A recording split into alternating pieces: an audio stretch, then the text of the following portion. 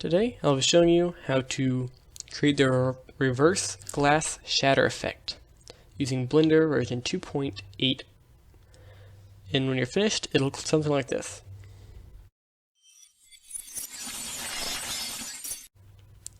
So the first thing you're going to do is open up Blender.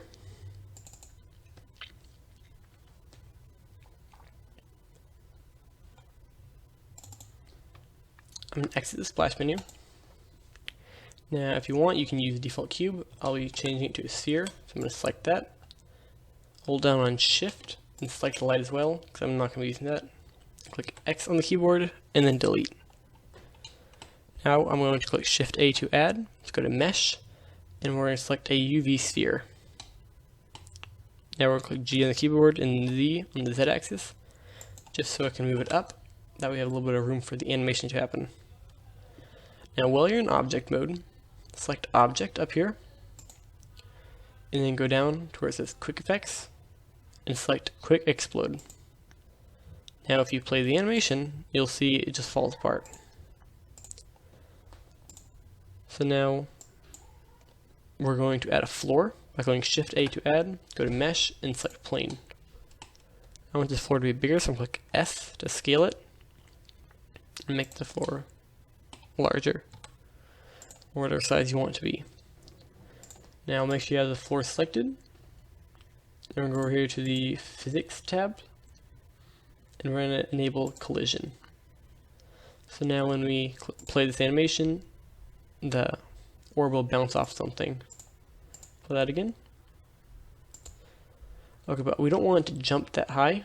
We don't want it to be bouncing at all.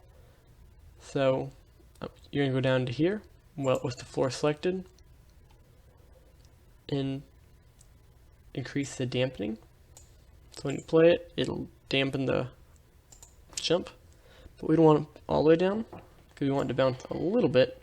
So we're going to lower it down to 0.76. So I'll have it at, and play this. You'll see it bounces just a little bit. Okay, now we're going to change some of these settings. Now the quick effects are located in the particle system, so we're going to change that setting. So go over here to the particle system property tabs, and here you can enable the number of particles. You can change them. So if you want more, you just increase this number, and you can play your animation. It'll be like that. I'm going to leave it at 100 for now, just for this demonstration. It'll be like that. Now here you can decide where you want it to start and where you want it to end. I don't want it to start immediately for this animation, so I'm going to have it start at, if I'm clicking on where it says start, I'm going to have it start at frame 20. And I want it to end at frame 30. That way it has a 10-second span. So if you play it, well, I forgot to change, you have to change the end first and then the start. That, and then you can try it. So it'll wait until frame 20, and then it'll start, and it'll kind of pop out, and that's how we're going to keep it. That way when we play it in reverse, it'll come together with a cool effect. And then over here you can change the lifetime. I'm just going to set it to 100, that way we don't lose any particles. Because the lifetime was something lower, like 10, and let's say 5, then they wouldn't last very long and they'd start to disappear. Let's watch. And they all just disappear before to the ground. So it's going to increase that back to 100.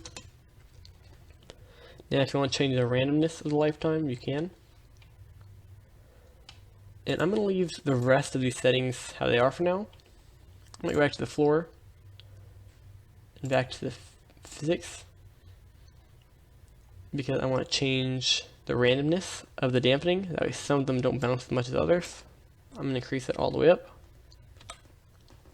So now when it plays, you'll see it'll slowly fall out, and it'll bounce, and not all of them jump at the same height.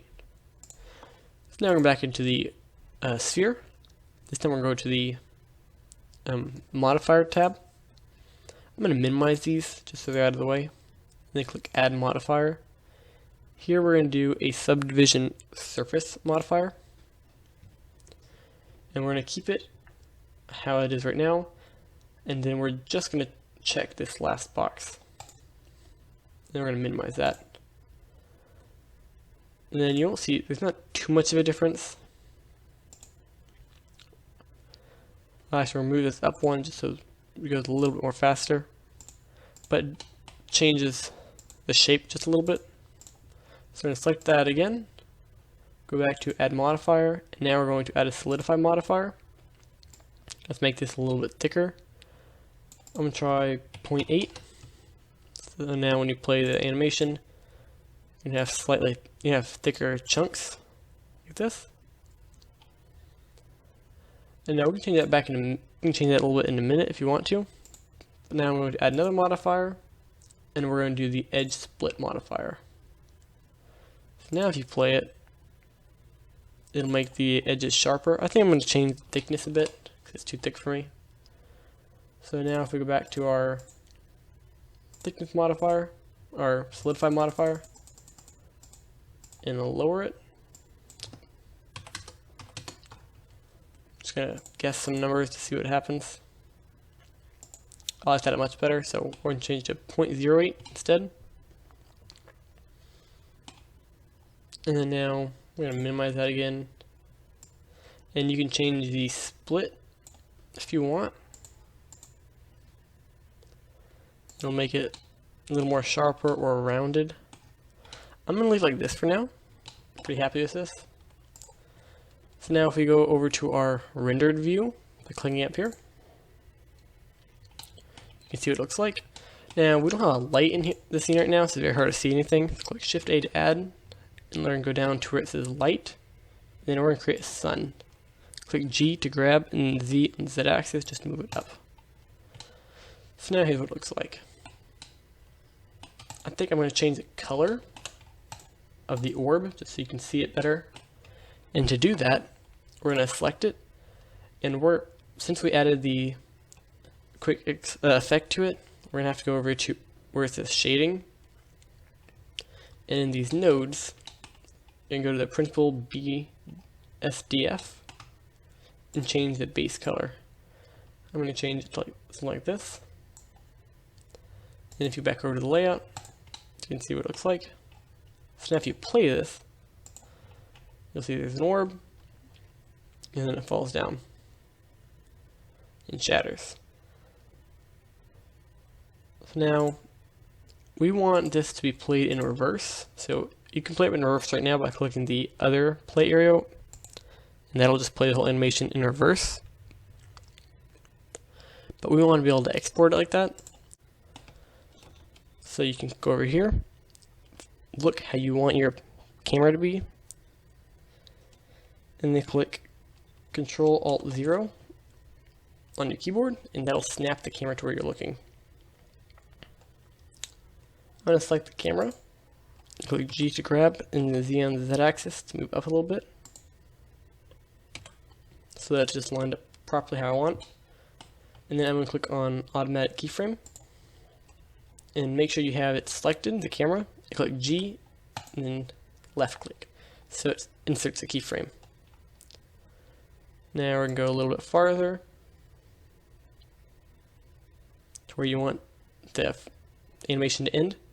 We're going to do frame 60 or 70, and then refocus on how you want your camera to be looking. And make sure you're zoomed out just a little bit because the camera zoomed it in. Click Control-Alt-0, and then now again I want to move this down, so I'll click G with the camera selected, and then Z on the Z axis.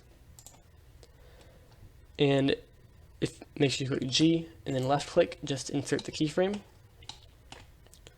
So now if we go back to the beginning, click 0 on our keypad so that we can go into camera view, and you can play the animation, and you'll see that it just follows the orb a little bit. Just like that, and that's how we want it to be. Then we're going to set the end frame to be 70. That way it stops, and we don't watch the whole thing. Maybe we'll do 80, so have a little bit longer afterward. And when you're finished setting up the camera, we're going to go up here where it says Scene, Click the drop down menu and you'll see you only have one scene right now. What we want to do is load in this same scene into our video editor. And to do that, you'll need a second scene. So we're going to click this button here and click new. Now we're on a brand new scene. So if you go over to the video editor, you'll see there's nothing in here. You click add, select scene, and then scene. This should be our scene we were creating. If you play it, it'll go through just how we already have it. Okay, and now let's set the end frame to 80 to match our scene to start with, and then we'll go over here to the file format and change that to an FFmpeg. That way it'll be a video rather than an image sequence. Now go to the container and select MPEG-4 to make sure it's the proper MP4 format. Now we click this button here to change the direction. We're going to name this glass and then select accept. And then before you render it, make sure you select reverse frames. That way when you play the animation, it'll play it in reverse. Just like that. Then you can go over here and select render, and render animation. And once you're finished, you can either exit out of the render, and if you want, you can either save this or you can exit out of it. Click don't save, and then wherever you saved it is where it'll be. And here's how it looks. And that's how to create the reverse glass shatter effect in Blender version 2.8. If you enjoyed the video or learned something, please like and subscribe. Thanks for watching.